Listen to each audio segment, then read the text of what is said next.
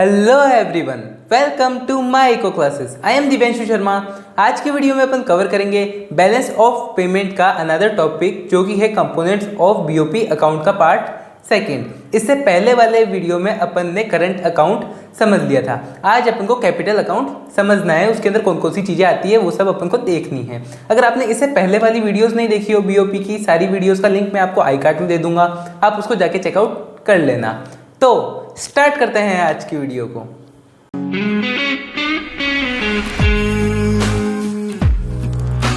Start करते हैं अपन capital account से। अपन ने पहले देख लिया था कंपोनेंट्स ऑफ बीओपी। दो चीज में डिवाइड है, एक तो है कैपिटल अकाउंट और एक है करंट अकाउंट। करंट अकाउंट में तीन चीजें आती थी, एक तो था गुड्स का ट्रांसफर, सर्विसेज का ट्रांसफर और यूनिलेटरल पेमेंट्स, और एक और चीज़ थी इनकम फ्रॉम अब्रॉड और इनकम टू अब्रॉड। ठीक है, ये चीज़ें इसमें आती थी। फिर अपन को कैपिटल अकाउंट में आज देखना है कि इसके अंदर कौन कौन सी चीज़ें आती है, जैसे बोरोइंग मान लो, एसेट्स बाइंग और सेलिंग मान लो, और इन्वेस्टिंग मान लो। ये सारी चीज़ें किसमें आती है? कैपिटल अकाउंट में आती है। तो आज अपन को कैपिटल अकाउंट ही मेनली देखना है। स्टार्ट करते हैं इसकी डेफिनेशन से। It refers to the account which records all those transactions between the normal residents and the rest of the world which affect the assets and liability of the normal resident। तो capital account क्या है? Capital account वो account है जिसके अंदर normal residents और rest of the world के जो भी रेसिडेंट्स है, मतलब बाहर के जो भी रेसिडेंट्स है, उनके द्वारा जो भी ट्रांजैक्शंस होती है, किसके रिलेटेड? एसेट एंड लाइबिलिटीज़ के रिलेटेड। वो किस में आती है? वो कैपिटल अकाउंट में आती है। ठीक है, ये चीज़ देख लो कि मतलब पैसों के रिलेटेड कोई इन्वेस्टिंग हो, बोरोइंग हो, ऐसी चीज़ें जो भी होती है वो किस में आती है? कैपिटल अकाउंट में आती है। तो स्टार्ट करते हैं अपन इसके कंपोनेंट्स से। कंपोनेंट्स ऑफ कैपिटल अकाउंट देखना है अपन को सबसे इंपॉर्टेंट। सबसे पहले अगर अपन बात करते हैं बोरोइंग एंड लैंडिंग आती है किसमें? कैपिटल अकाउंट के फर्स्ट कंपोनेंट में। फिर अपन बात करते हैं इन्वेस्टिंग की। इन्वेस्टिंग में भी दो चीज़ें आती है, एक आती है FDI फॉरेन डायरेक्ट इन्वेस्टमेंट, और एक आती है FII फॉरेन इंस्टीट्यूशनल इन्वेस्टमेंट। फिर लास्ट है change in foreign exchange reserve. ये सबसे अलग पॉइंट है, ये वाला, इसको मैं हाईलाइट कर रहा हूँ। ये सबसे इंपॉर्टेंट पॉइंट भी है, मतलब बैलेंस ऑफ पेमेंट को बराबर करने के लिए, बैलेंस में लाने के लिए ये काम में आता है। अभी अपन को सबसे पहले ये दो पॉइंट देखने हैं। ये पॉइंट देखो, टेबल बना के ही बताता हूँ मैं आपको। ये क्रेडिट और ये डेबिट साइड। ठीक है, अगर अपन बोरोइंग की बात करें, क्रेडिट यानी क्रेडिट में अपन वही चीज़ें लिखते हैं जो अपने पास पैसा आ रहा है। अगर अपन बोरोइंग कर रहे हैं, बोरोइंग अगर अपन ने ली है, मतलब किसी से उधार लिया है, तो किस में आएगा? क्रेडिट में आएगा। मतलब अपन को पैसा मिल रहा है। अपन को ये नहीं देखना होता कि अपन को चुकाना पड़ेगा, वो ऐसे अपने ऊपर लाइबिलिटी है, वो अपन को नहीं देखना है। बट अपन को सीधा सीधा ये ध्यान रखना है कि अगर अपन ने किसी से पैसा लिया तो इकोनॉमी में फॉरेन करेंसी आ रही है, साफ बात है। ठीक है, तो बोरोइंग इसमें आ गई किसमें? क्रेडिट साइड में। और लैंडिंग आएगी डेबिट साइड में। लैंडिंग यानी किसी को पैसा देना। अगर इंडिया के कोई पर्सन्स है, normal residents of a country, अगर किसी बाहर वाले को पैसा देते हैं तो उससे क्या होगा? अपनी जो फॉरेन अकाउंट है, फॉरेन करेंसी का अकाउंट जो भी है, वो क्या होगा? कम हो जाएगा इकोनॉमी का। ठीक है, तो लैंडिंग इसलिए डेबिट साइड में आती है। फिर अपन बात करते हैं इन्वेस्टमेंट की। इन्वेस्टमेंट दो टाइप में बटी हुई है, और सबसे पहले अपन सिर्फ इन्वेस्टमेंट लिख लेते हैं।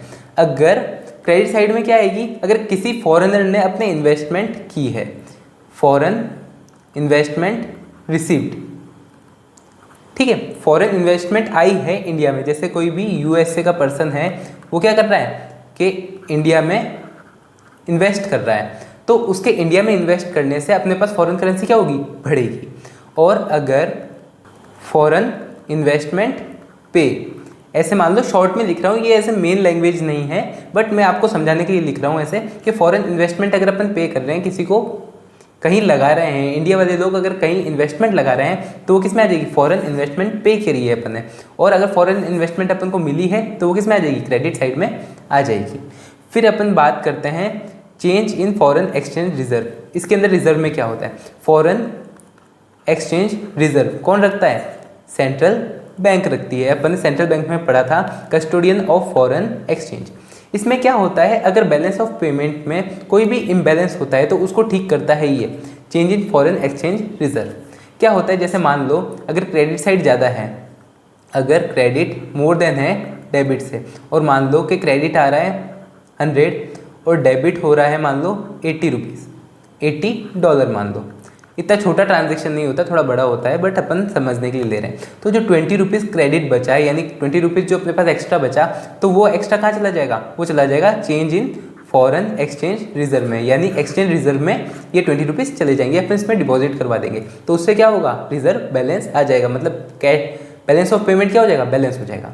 और अगर अपन ऐसे देखें कि क्रेडिट हो रहा है अपने पास $80 और डेबिट हो रहा है मान लो $100, तो जो -$20 है वो कहाँ से आएगा, फॉरेन एक्सचेंज रिजर्व अपन को दे देगी। मतलब जो भी फॉरेन अकाउंट है अपना, जो किसके पास है, RBI के पास है, यानी सेंट्रल बैंक के पास जो भी फॉरेन रिजर्व है वो सेंट्रल बैंक थोड़ा सा फॉरेन रिजर्व इधर दे देगी। तो मतलब जो भी होगा वो इसके अंदर बराबर हो जाएगा। ठीक है, अब एक बार फिर से समझ लो क्या होता है। बोरोइंग एंड लेंडिंग अपन ने समझ लिया। अगर अपन बोरो कर रहे हैं तो किस में होगा, वो क्रेडिट में होगा। अगर लैंड कर रहे हैं, किसी को उधार दे रहे हैं, तो किस में होगा, डेबिट में होगा। इन्वेस्टमेंट दो टाइप में बढ़ जाता है, FDI और FII। अगर इन्वेस्टमेंट अपन को आ रहा है, इंडिया में इन्वेस्टमेंट रिसीव हो रहा है, तो क्या होगा, वो क्रेडिट में आएगा। और अगर इन्वेस्टमेंट अपन बाहर कर रहे हैं, आउटसाइड ऑफ वर्ल्ड कर रहे हैं, तो वो किस में आ जाएगा, डेबिट में आ जाएगा। अब बात करें अपन कि इन्वेस्टमेंट दो टाइप में बटा, फॉरेन डायरेक्ट इन्वेस्टमेंट और फॉरेन इंस्टीट्यूशनल इन्वेस्टमेंट।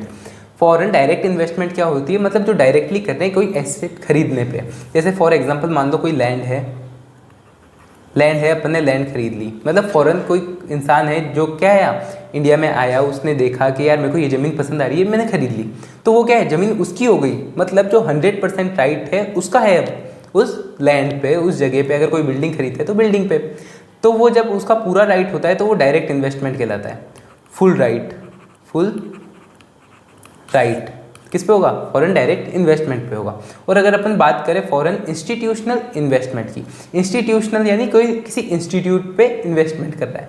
अब वो इंस्टीट्यूट कुछ भी हो सकता है। जैसे फॉर एग्जांपल ये समझ लो कोई रिलायंस का शेयर खरीद लिया किसी फॉरेनर ने, तो भी क्या है, वो एक तरह से इन्वेस्टमेंट है। तो मतलब शेयर वगैरह खरीदना और मतलब छोटी सी हिस्सेदारी खरीदना किसी भी चीज़ में, तो वो किस में आएगा, फॉरेन इंस्टीट्यूशनल इन्वेस्टमेंट में आएगा। और अगर कोई चीज़ पूरी ओन करता है वो, जैसे बिल्डिंग हो गई, कोई लैंड हो गई, तो वो किस में आएगा, फॉरेन डायरेक्ट इन्वेस्टमेंट में आएगा।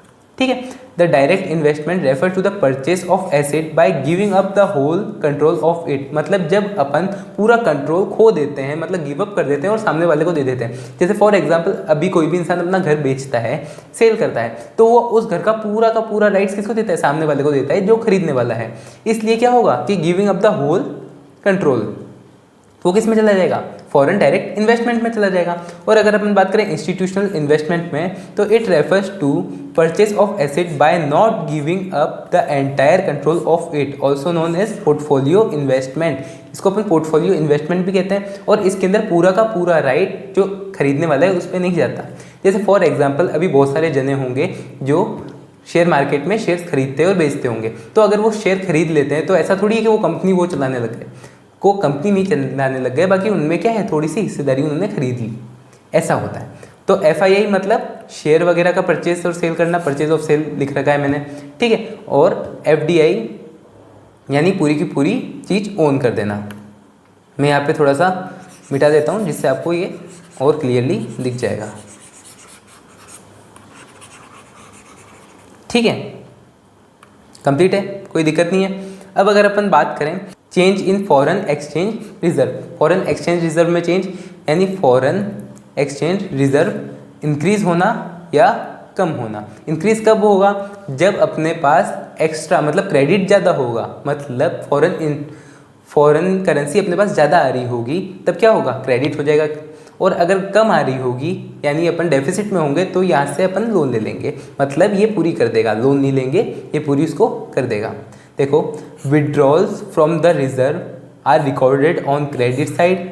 अगर अपन क्या करते हैं, जैसे फॉर एग्जांपल मानो कि अपना डेबिट आया है $20, ठीक है, $20 बच रहा है, तो अब अपन क्या करेंगे, क्रेडिट साइड में अपन $20 डाल देंगे इसको बराबर करने के लिए। कैसे कि अपन ने RBI को बोला, यानी सेंट्रल बैंक को बोला कि यार हमको $20 दे दो, हमको ज़रूरत है, हमारा बैलेंस बैठ नहीं रहा है। तो जब क्या होगा, जैसे यहाँ पे बैठाया तब यहाँ पे 20 माइनस है, 20 यहाँ पे, तो ये क्या हो जाएंगे, 0 0 हो जाएंगे। अब क्या होता है देखो कि एक तरह से क्या हुआ, यहाँ से विड्रॉल हुआ, आरबीआई से विड्रॉल हुआ। अब देखो अब क्या होता है, एडिशन कब होता है, on the credit side. Addition to the reserve are recorded on debit side, debit side पे लिखा जाएगा। अब फॉर एग्जांपल ये देखो कि क्रेडिट साइड में क्या है, कुछ सरप्लस है कि 20 रुपये बच रहे हैं, ठीक है, मतलब 20 रुपये अपने पास एक्स्ट्रा है, वो थोड़ी सी एक्स्ट्रा अपनी फॉरेन करेंसी की इनकम हुई है। तो क्या होगा कि ये बोलेगा कि यार फॉरेन करेंसी की इनकम ज़्यादा हो गई, आप एक काम करो, आप हमसे 20 रुपये ले लो। तो ये डेबिट कर देंगे, और ये डेबिट करके किसको दे देंगे पैसा, ये आरबीआई को दे देंगे, यानी सेंट्रल बैंक को दे देंगे। तो जैसे ही सेंट्रल बैंक को दे दिया तो वापस ये दोनों जीरो हो जाएंगे। और मेन क्या है, अपन को बैलेंस ही रखना होता है, ठीक है, समझ गए इस चीज़ को। अब अपन नेक्स्ट बात करते हैं balance on current account. Balance on current account करते हैं, सीधी सी बात है, इसमें क्या होता है, या तो सरप्लस होगा या डेफिसिट होगा या बैलेंस होगा, ठीक है, ये तीन चीज़ें होती है। बैलेंस यानी मान लो credit is equals to debit, ठीक है, डेबिट के बराबर क्रेडिट होगा जब बैलेंस हो जाएगा। नॉर्मल बात है, समझने की कोई बात ही नहीं है इसमें। अब अगर अपन बात करें सरप्लस कब होगा, जब क्रेडिट ज़्यादा होगा डेबिट से, यानी पैसा आएगा ज़्यादा अपने खर्चे से। और डेफिसिट कब होगा, जब पैसा आएगा कम, किससे, अपने खर्चे से। अगर अपन खर्चा ज़्यादा करेंगे, if we get deficit when credit is less than debit, यानी डेबिट ज़्यादा होगा, अपने पास से पैसा ज़्यादा जा रहा होगा और आ कम रहा होगा, तब क्या होगा, सरप्लस होगा। तो होप आप ये सारी चीज़ समझ गए होंगे। नेक्स्ट वीडियो में अपन को सिर्फ देखना है, एक टेबल बनानी है जो अपन पूरी की पूरी बनाएंगे और एक बार अच्छे से उसका रिवाइज कर लेंगे, जिससे आपका बीओपी का चीज़ पूरी ख़त्म हो जाएगी। तो होप आपको ये वीडियो समझ में आई होगी, अच्छी लगी होगी। अगर आपको ये वीडियो समझ में आई हो, अच्छी लगी हो, तो वीडियो को लाइक कर देना, चैनल को सब्सक्राइब कर देना। कोई भी डाउट हो, क्वेश्चन हो तो आप कमेंट बॉक्स में इजीली पूछ सकते हैं। अपन मिलेंगे नेक्स्ट वीडियो में। Thanks for watching.